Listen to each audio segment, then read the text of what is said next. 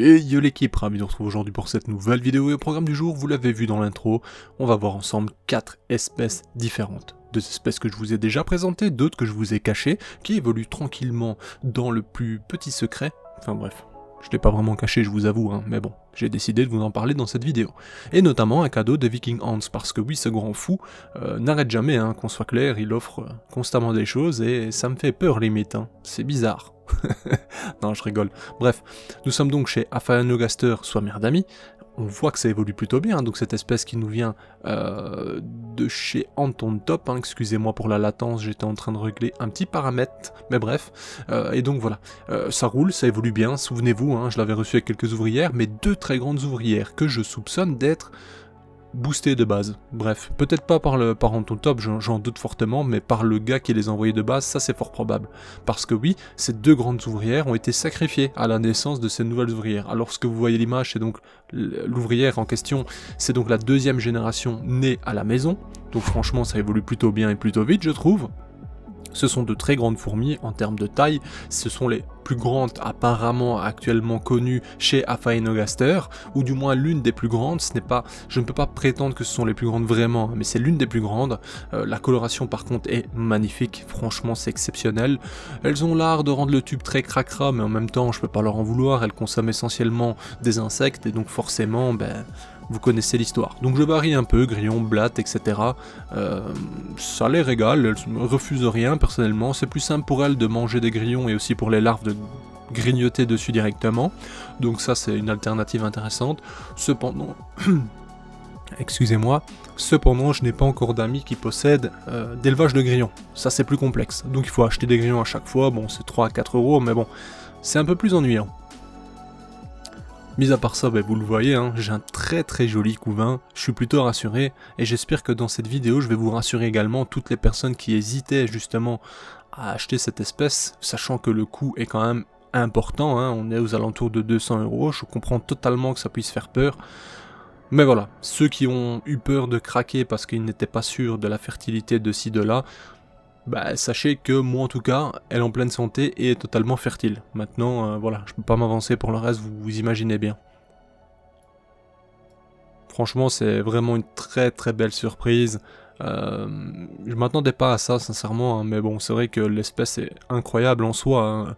C'est assez méconnu aussi, je trouve, mais en même temps, vous savez, hein, tout ce qui vient de Madagascar, déjà, pour que ça sorte du pays en soi, c'est plutôt compliqué, et du coup, ça limite vachement les possibilités, sachant qu'à Madagascar, en termes de fourmis, il y a vraiment une multitude incroyable, il y a vraiment des choses mais qui vous rendraient fou tellement que c'est beau. Mais bon, voilà, c'est comme ça, on va pas en dire plus.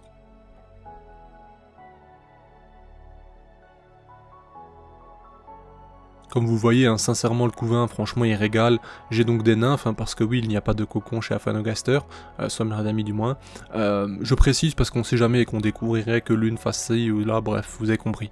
Et donc, on se rend compte que, franchement, le couvain est super intéressant, très bien étoffé. On a donc des nymphes qui sont proches de la naissance, des larves dans un stade assez avancé, et une ponte récente, dont certains œufs ont déjà éclos et sont au stade larvaire.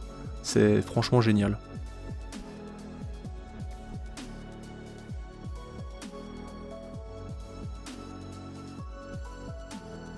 Vous l'avez compris, hein, je vous laisse le plaisir de l'observation parce qu'effectivement, vu que c'est plutôt rare, on va en profiter. Hein, et si vous remarquez bien, personnellement, quand j'ai regardé pour trouver un peu d'informations sur leur sujet, j'ai pas trouvé grand chose. Enfin bref, on va quand même passer à une autre espèce, c'est parti. Alors, dans le but d'avoir un maximum de participation aux commentaires, je vous laisse découvrir le nom des 3 prochaines espèces de fourmis. Alors, j'attends vos propositions, vous pouvez également commenter pour me dire ce que vous en pensez, hein, parce que ce que vous avez à l'image, ce ne sont pas des aliens, c'est bien des fourmis, certes elles ont une allure très atypique, hein, ça on va pas se mentir, c'est quelque chose, hein, mais ça fait bien partie des fourmis. Dites-moi ce que vous en pensez justement, je vous avoue que c'est surprenant. Alors, ne vous laissez pas leurrer par les images. À l'image, donc, vous avez Madame la Reine, ce que j'estime être Madame la Reine, parce que je n'ai pas connaissance vraiment des détails, hein, mais bon, en vue du thorax, je pense que c'est bien celle-ci. Et je voulais dire surtout, ne vous laissez pas leurrer par les images, parce qu'effectivement, c'est assez petit. Hein, on va dire, je sais pas moi, je n'ai pas mesuré, mais on est sur 4, 5, 6 mm peut-être, quelque chose comme ça. Enfin bref, c'est pas énorme, hein, vraiment. Mais c'est très stylé, ça faut laisser ce qui est, c'est super atypique, cette morphologie est assez incroyable, cette tête qui franchement fait assez peur, hein. Et pourtant je vous avoue que c'est pas du tout agressif, hein, sincèrement. Alors, je vais pas m'avancer pour ne pas dire de bêtises, mais je constate que lorsque je nourris c'est plutôt apeuré, qu'elles ne sont pas dans l'idée de venir m'attaquer directement pour voir ce que je fais, hein, l'intrus dans les parages bien entendu, elles ont cette faculté d'ouvrir les mandibules, mais extrêmement large, c'est assez impressionnant. Vous connaissez donc les Odontomachus qui ouvrent déjà leurs mandibules de cette façon, mais regardez celles-ci, elles vont encore plus loin, et ça c'est complètement fou. Bref, voilà, je pense que il n'y a rien d'autre à dire. De ce que vous voyez, c'est déjà amplement suffisant pour vous régaler, j'imagine. Bon, bien entendu, j'ai beaucoup de choses à apprendre sur elles, j'ai beaucoup de choses à observer, parce qu'actuellement, je ne connais pas grand-chose, je vous avoue, je ne connais pas vraiment quelle est leur préférence en termes d'habitat, quelle est leur façon de faire, d'évoluer, donc c'est un peu flou pour moi. Je n'ai pas vraiment mené les recherches, parce que je manque un peu de temps en ce moment, donc j'ai fait les basiques, un tube avec de l'eau, de la nourriture, donc diversifier un minimum, et on verra ensuite ce qui se passe. Bien entendu, je vais prendre le temps ensuite de voir qu'est-ce qu'elles préfèrent, qu'est-ce qui leur conviendrait le mieux.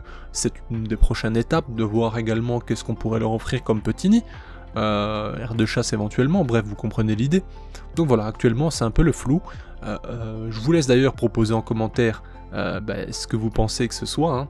Et dites-moi d'ailleurs qu'est-ce que vous pensez de l'espèce tout court, parce que j'imagine que ça va amener quelques réactions, hein, ce physique atypique.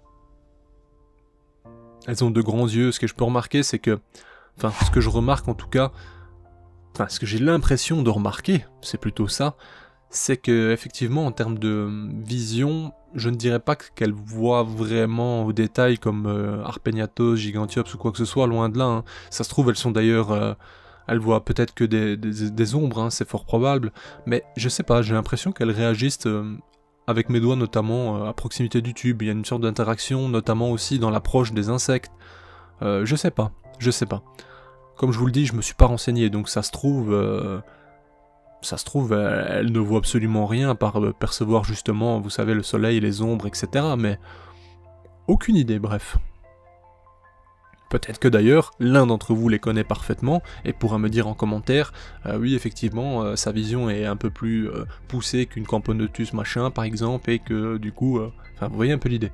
Bref, les connaisseurs, c'est le moment de vous avancer et de prendre un peu de fierté d'ailleurs. Alors bien sûr la connaissance ça s'acquiert, hein, ça s'acquiert, bref vous avez compris, j'en perds mes mots. Donc voilà, il suffit de lire, d'apprendre, comprendre, et de prendre le temps surtout, l'observation aussi est la clé en soi, mais bon, chaque chose en son temps. Ah, on dirait un philosophe, hein, c'est un truc de fou. Sauf quand je bégaye 30 secondes plus tôt, bon, là ça fait tout de suite moins philosophe. Regardez aussi ce comportement, ça m'a fait rire, le gastre, elle le relève, elle le redescend, enfin bref, c'est très sympa, très intéressant en fait de voir leur façon de faire, et elle communique aussi, c'est bon, comme toute autre fourmi, hein, via les antennes, etc., mais directement, elles reviennent, enfin je sais pas. Vous allez voir que l'aller-retour de la première ouvrière va déclencher en soi une multitude d'arrivées pour constater. Alors, bien entendu, il y a aussi d'autres facteurs, c'est un tube, un endroit fermé, certes l'air y passe, mais il y a forcément une odeur qui se dégage de cet insecte, une odeur qui est certainement perceptible par l'espèce, hein, et donc, bref. On passe maintenant sur la troisième espèce, alors ici je pense que certains vont direct reconnaître, hein. Bon, voilà, je vais même pas dire ce que c'est, mais je pense que beaucoup vont reconnaître, certes c'est une très grosse mémère, mais on peut reconnaître assez facilement tout de même. Alors, pareil, hein, même petit jeu, dans le but de voir un peu les connaissances de chacun, et d'ailleurs, il n'y a aucune honte à ne pas savoir, hein. Je sais qu'il y a beaucoup de débutants qui regardent cette chaîne, et franchement vous êtes tous les bienvenus et j'espère vous apprendre des choses, hein. Ça si c'est le cas ça me régale, c'est ce que j'essaie du moins sur cette chaîne un maximum, de vous donner de bons conseils.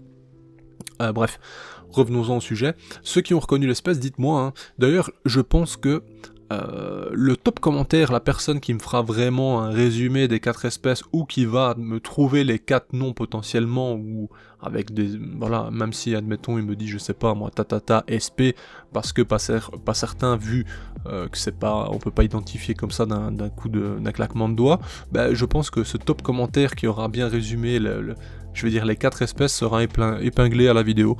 Alors, quel est l'intérêt? Il y en a pas vraiment, vous serez juste plus visible que les autres. Bon, ça peut plaire, hein, ce petit défi. En tout cas, ça aussi c'est chouette, hein. Franchement, c'est vrai que typiquement c'est pas une espèce qui m'intéresse de base, mais je vous avoue que vu la taille et vu ce qu'on peut apprendre à leur sujet et tout ce qui peut en découler également, hein, en termes d'observation, je trouvais ça extrêmement intéressant de vous le proposer surtout.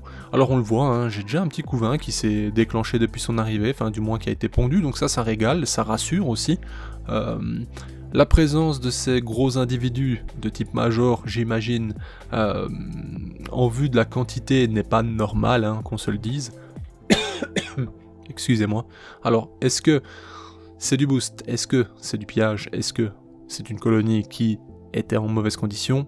Je n'ai pas la réponse malheureusement. Nous, notre but, ça va être de les pousser au maximum, qu'elles se développent de nouveau, qu'elles se sentent au mieux possible, et donc on envisagera de leur offrir le meilleur d'ici peu. Passons maintenant au cadeau de notre cher ami Viking Hans. Comme vous le voyez, on a une Camponotus. Bon, je suis gentil, je vais vous dire. Je vais pas vous dire laquelle, à vous de me dire directement si vous reconnaissez. Cependant, je remercie forcément Viking pour son cadeau, mais je remarque que ça fait quelques jours qu'elle n'a pas l'air en grande santé, malheureusement.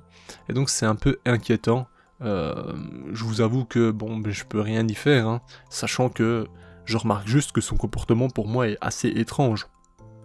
Maintenant, est-ce que c'est du stress? Est-ce que c'est de passage juste, un jour de faiblesse? Je ne sais pas. Mais quand j'ai observé ce comportement au préalable sur d'autres espèces, généralement ça s'est mal fini. Donc voilà, c'est pas ce que je souhaite. La fondation autrement a l'air plus ou moins bien en forme, hein. Il y a du couvain de différents stades, les ouvrières s'alimentent, la reine a été alimentée aussi, bref, vous avez compris l'idée. Je remercie encore Viking Hans.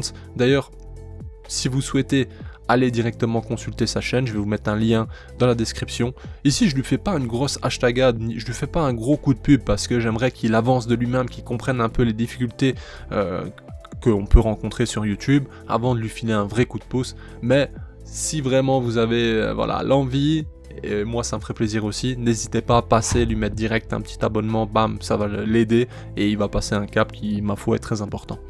Sur ce, je vous dis à bientôt l'équipe, j'espère que vous avez aimé cette vidéo, que vous avez reconnu ces espèces. Si ce n'est pas le cas, regardez les commentaires, il y aura certainement les réponses. Et si pas, on se dit à bientôt pour une nouvelle vidéo où je vous apporterai toutes les réponses. Bye l'équipe. Hey, si toi aussi tu as apprécié la vidéo, n'oublie pas de t'abonner, de laisser un like, voire un commentaire, ou même de nous suivre sur les réseaux. Merci et à bientôt l'équipe.